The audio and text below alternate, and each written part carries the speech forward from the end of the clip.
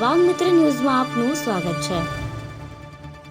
વડાપ્રધાન નરેન્દ્ર મોદી ગઈકાલે રવિવારે અને આજે સોમવારે કેવડિયાના પ્રવાસે આવ્યા હતા, જ્યાં ગઈકાલે મિયાવાકી ફોરેસ્ટ મેઝ ગાર્ડનનું ઉદ્ઘાટન કર્યા બાદ આજે સરદાર પટેલની જન્મ જયંતિ નિમિત્તે રાષ્ટ્રીય એકતા પરેડને સંબોધન કર્યું હતું। કેવડિયા ખાતે રાષ્ટ્રીય એકતા દિવસ પરેડને સંબોધતા વડાપ્રધાન નરેન્દ્ર મોદીએ મોરબીની દુર્ઘટના અંગે દુઃખ વ્યક્ત કર્યું હતું। તેમણે કહ્યું હતું કે મારું મન મોરબીમાં છે, એક તરફ શોક છે, બીજી બાજુ કર્તવ્ય પંથ છે। જુઓ વડાપ્રધાન નરેન્દ્ર મોદીનું સંબોધન। के विभिन्न कोणों से यहाँ केवड़िया इस एकता नगर में आए पुलिस बल के साथी, एनसीसी के नौजवान,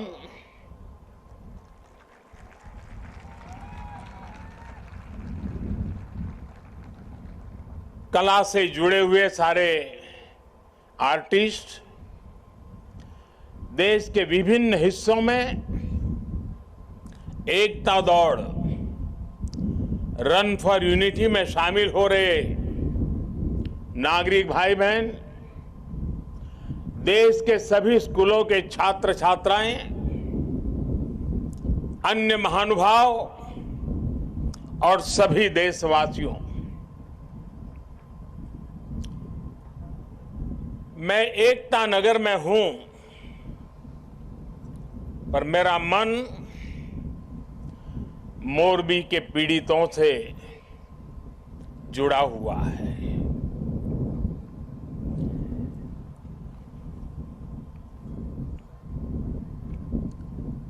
शायद ही जीवन में बहुत कम ऐसी पीड़ा मैंने अनुभव की होगी। एक तरफ दर्द से भरा पीड़ित दिल है और दूसरी तरफ कर्म और कर्तव्य का पथ है। इस कर्तव्य पथ की जिम्मेवारी को लेते हुए मैं आपके बीच में हूं, लेकिन करुणा से भरा मन उन पीड़ित परिवारों के बीच में है। हादसे में जिन लोगों को अपना जीवन गंवाना पड़ा है, मैं उनके परिवारों के प्रति अपनी संवेदना व्यक्त करता हूं। दुख की इस घड़ी में सरकार हर तरह से पीड़ित परिवारों के साथ है। गुजरात सरकार पूरी शक्ति से कल शाम से ही राहत और बचाव कार्यों में जुटी हुई है।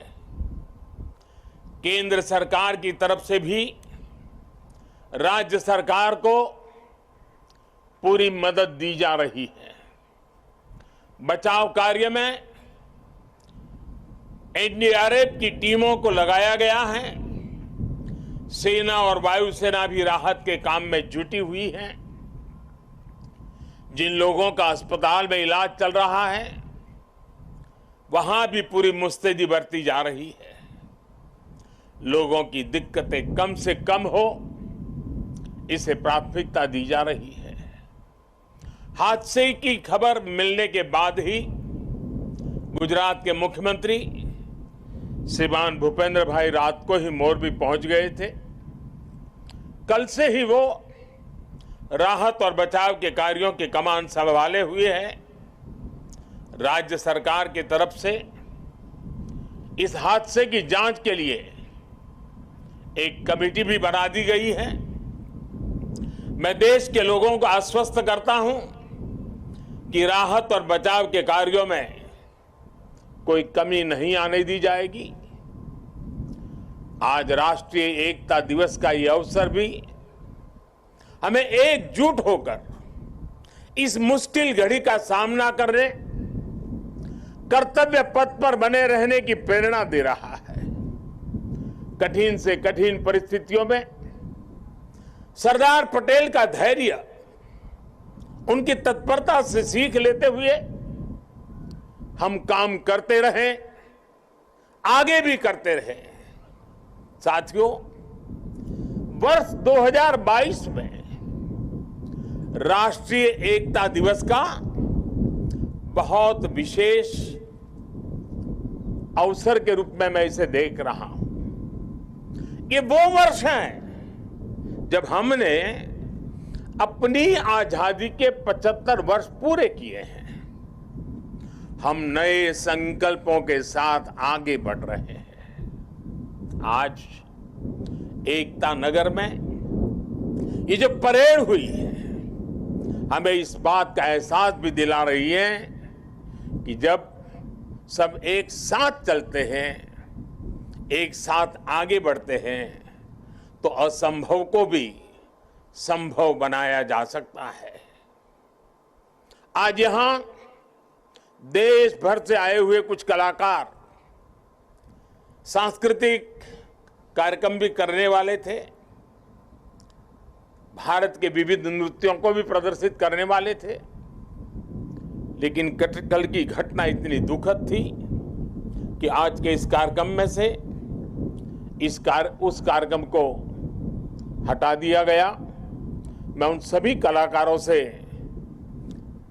उनके यहाँ तक आना, उन्होंने जो पिछले के दौरान मेहनत की है, लेकिन आज उनको मौका नहीं मिला, मैं उनके दुख को समझ सकता हूं, लेकिन कुछ परिस्थितियां ऐसी हैं। साथियों, ये एकजुटता, ये अनुशासन परिवार, समाज, गांव, राज्य और देश हर स्तर पर आवश्यक है, और इसके दर्शन आज हम देश के कोने कोने में कर भी रहे हैं। आज देश भर में 75,000 एकता दौड़, रन फॉर यूनिटी हो रही है। लाखों लोग जुड़ रहे हैं। देश का जन जन लौह पुरुष सरदार वल्लभ भाई पटेल की संकल्प शक्ति से प्रेरणा ले रहा है। आज देश का जन जन अमृत काल के पंच प्राणों को जागृत करने के लिए, राष्ट्र की एकता और अखंडता के लिए संकल्प ले रहा है। साथियों, राष्ट्रीय एकता दिवस ये अवसर केवड़िया एकता नगर की ये धरती और स्टैच्यू ऑफ यूनिटी हमें निरंतर ये एहसास दिलाते हैं कि आजादी के समय अगर भारत के पास सरदार पटेल जैसा नेतृत्व न होता तो क्या होता?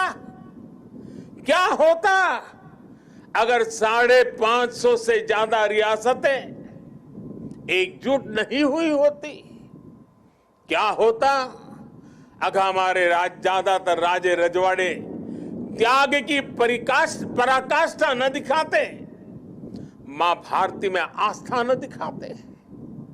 आज हम जैसा भारत देख रहे हैं, हम उसकी कल्पना भी नहीं कर सकते थे। एक कठिन कार्य, ये असंभव कार्य सिर्फ और सिर्फ सरदार पटेल ने ही सिद्ध किया। साथियों, सरदार साहब की जन्म जयंती और राष्ट्रीय एकता दिवस ये हमारे लिए केवल तारीख भर नहीं है, ये भारत के सांस्कृतिक सामर्थ्य का एक महापर्व भी है। भारत के लिए एकता कभी भी विवशता नहीं रही है। भारत के लिए एकता सदा सर्वदा विशेषता रही है। एकता हमारी विशिष्टता रही है। एकता की भावना भारत के मानस में हमारे अंतर्मन में कितनी रची बसी है, हमें अपनी इस खूबी का अक्सर एहसास नहीं होता है। कभी कभी ओझल हो जाती है, लेकिन आप देखिए, जब भी देश पर कोई प्राकृतिक आपदा आती है तो पूरा देश एक साथ खड़ा हो जाता है। आपदा उत्तर में हो या दक्षिण में, पूरब में हो या पश्चिमी हिस्से में, ये मायने नहीं रखती है। पूरा भारत एकजुट होकर सेवा, सहयोग और संवेदना के साथ खड़ा हो जाता है।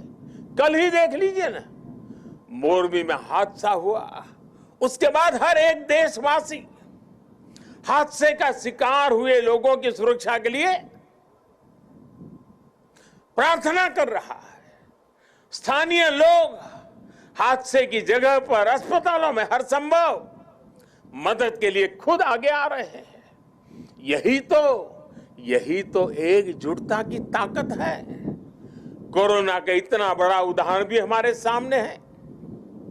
ताली थाली की भावनात्मक एकजुटता से लेकर राशन, दवाई और वैक्सीन के सहयोग तक देश एक परिवार की तरह आगे बढ़ा।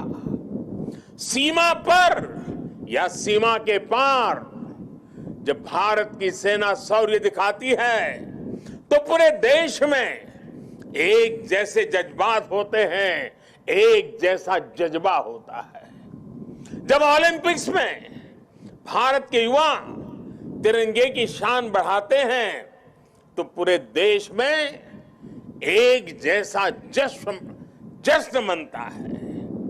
जब देश क्रिकेट का मैच जीतता है तो देश में एक जैसा जुनून होता है।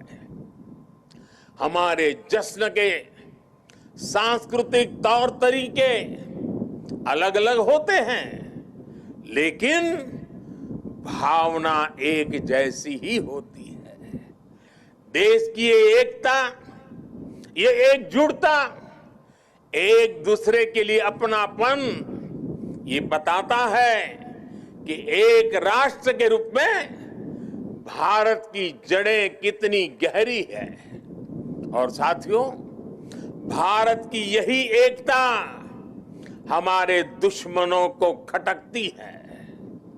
आज से नहीं, बल्कि सैकड़ों वर्षों पहले गुलामी के लंबे कालखंड में भी भारत की एकता हमारे दुश्मनों को चूपती रही है। इसलिए गुलामी के सैकड़ों वर्षों में हमारे देश में जितने भी विदेशी आक्रांता आए, उन्होंने भारत में विभेद पैदा करने के लिए हर मुमकिन कोशिश की।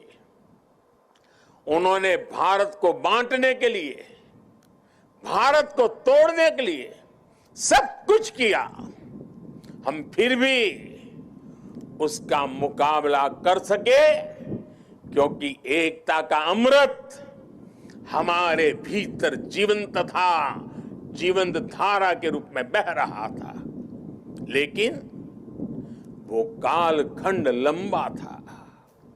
जो जहर उस दौर में घोला गया, उसका नुकसान देश आज भी भुगत रहा है। इसलिए ही हमने बंटवारा भी देखा और भारत के दुश्मनों को उसका फायदा उठाते भी देखा। इसलिए हमें आज बहुत सावधान भी रहना है। अतीत की तरह ही भारत के उत्कर्ष और उत्थान से परेशान होने वाली ताकतें आज भी मौजूद है।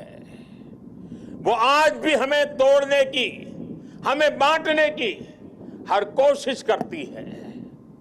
हमें जातियों के नाम पर लड़ाने के लिए तरह तरह के नैरेटिव गढ़े जाते हैं। प्रांतों के नाम पर हमें बांटने की कोशिश होती है। कभी एक भारतीय भाषा को दूसरी भारतीय भाषा का दुश्मन बनाने के लिए कैंपेन चलाए जाते हैं। इतिहास को भी इस तरह पेश किया जाता है ताकि देश के लोग जुड़े नहीं, बल्कि एक दूसरे से दूर हो। और भाइयों बहनों, इसे एक और बात हमारे लिए ध्यान रखनी आवश्यक है।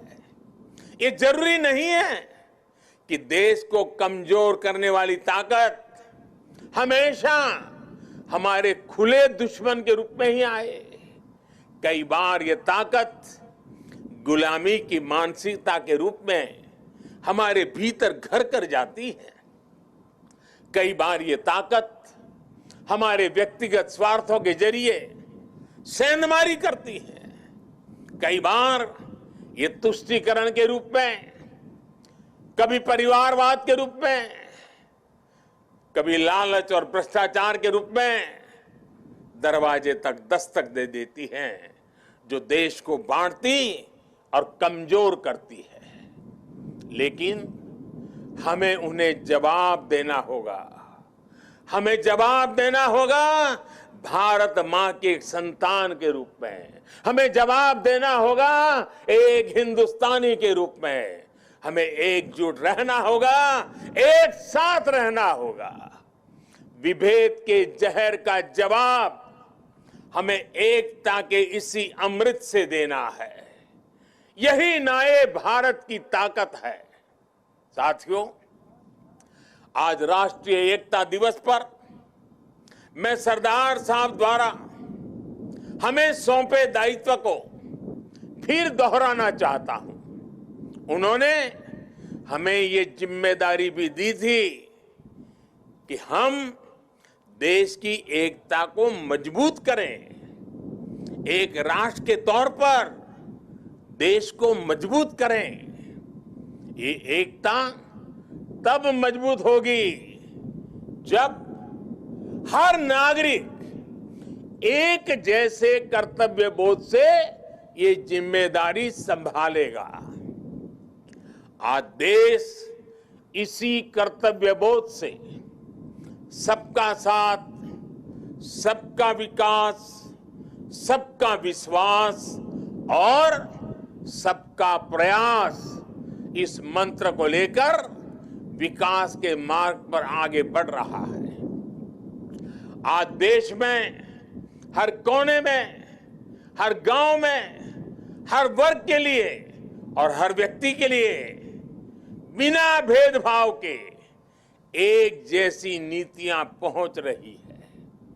आज अगर गुजरात के सूरत में सामान्य मानवी को मुफ्त वैक्सीन लग रही है, तो अरुणाचल के सियांग में भी उतनी ही आसानी से मुफ्त वैक्सीन उपलब्ध है। आज अगर एम्स गोरखपुर में है, तो बिलासपुर, दरभंगा और गुवाहाटी और राजकोट समेत देश के दूसरे शहरों में भी है। आज एक और तमिलनाडु में डिफेंस कॉरिडोर बन रहा है, तो उत्तर प्रदेश में भी डिफेंस कॉरिडोर का काम तेजी से आगे बढ़ रहा है। आज नॉर्थ ईस्ट की किसी रसोई में खाना बन रहा हो या तमिलनाडु की किसी सम्मियल अरई में खाना बन रहा हो, भाषा भले अलग हो, भोजन भले अलग हो, लेकिन माताओं बहनों को धुएं से मुक्ति दिलाने वाला उज्ज्वला सिलेंडर हर जगह है। हमारी जो भी नीतियां हैं, सबकी नियत एक ही है, आखिरी पायदान पर खड़े व्यक्ति तक पहुंचना, उसे विकास की मुख्य धारा से जोड़ना। साथियों, हमारे देश के करोड़ों लोगों ने दशकों तक अपनी मौलिक जरूरतों के लिए भी लंबा इंतजार किया है। बुनियादी सुविधाओं के बीच की खाई जितनी कम होगी, उतनी ही एकता भी मजबूत होगी। इसलिए आज देश में सैचुरेशन के सिद्धांत पर काम हो रहा है। लक्ष्य ये कि हर योजना का लाभ हर लाभार्थी तक पहुंचे। इसलिए आज housing for all, digital connectivity for all, clean cooking for all, electricity for all, ऐसे अनेक अभियान चलाए जा रहे हैं। आज 100% नागरिकों तक पहुंचने का ये मिशन केवल एक जैसी सुविधाओं का ही मिशन नहीं है। ये मिशन एकजुट लक्ष्य, एकजुट विकास और एकजुट प्रयास का भी मिशन है। आज जीवन की मौलिक जरूरतों के लिए 100% कवरेज देश और संविधान में सामान्य मानवी के विश्वास का माध्यम बन रहा है। ये सामान्य मानवी के आत्मविश्वास का माध्यम बन रहा है। यही सरदार पटेल के भारत का विजन है, जिसमें हर भारतवासी के लिए समान अवसर होंगे, समानता की भावना होगी। आज देश उस विजन को ले साकार होते देख रहा है। साथियों, बीते 8 वर्षों में देश ने हर उस समाज को प्राथमिकता दी है जिसे दशकों तक उपेक्षा का शिकार होना पड़ा था। इसलिए देश ने आदिवासी के गौरव को याद करने के लिए जनजातीय गौरव दिवस मनाने की परंपरा शुरू की। देश के कई राज्यों में आदिवासी स्वातंत्र संग्राम में उनकी भूमिका, उसको लेकर के म्यूजियम भी बनाए जा रहे हैं। कल मैं यहां मानगढ़ जाने वाला हूं, उसके बाद मैं जाबूगोड़ा भी जाऊंगा। मेरा देशवासियों से आग्रह है कि मानगढ़ धाम और जाबूगोड़ा के इतिहास को भी जरूर जानें। विदेशी आक्रांतों द्वारा किए गए कितने ही नरसंहारों का सामना करते हुए हमें आजादी मिली है। आज की युवा पीढ़ी को ये भी सब जानना बहुत आवश्यक है, तभी हम आजादी की कीमत भी समझ पाएंगे, एकजुटता की कीमत भी जान पाएंगे। साथियों, हमारे यहां कहा भी गया है, ऐक्यम बलम समाजस्य तद्भावे स दुर्बलः तस्मात् ऐक्यम प्रशंसन्ति दृढ़म राष्ट्र हितैषण। अर्थात किसी भी समाज की ताकत उसकी एकता होती है। इसलिए मजबूत राष्ट्र के हितैषी एकता की इस भावना की प्रशंसा करते हैं, उसके लिए प्रयास करते हैं। इसलिए देश की एकता और एकजुटता हम सबका सामूहिक दायित्व है। ये एकता नगर भारत का एक ऐसा मॉडल शहर विकसित हो रहा है जो देश ही नहीं बल्कि पूरी दुनिया में अभूतपूर्व होगा। लोगों की एकता से, जन भागीदारी की शक्ति से विकसित होता एकता नगर आज भव्य भी हो रहा है और दिव्य भी हो रहा है। स्टैच्यू ऑफ यूनिटी के रूप में दुनिया की सबसे विशाल प्रतिमा की प्रेरणा हमारे बीच में है।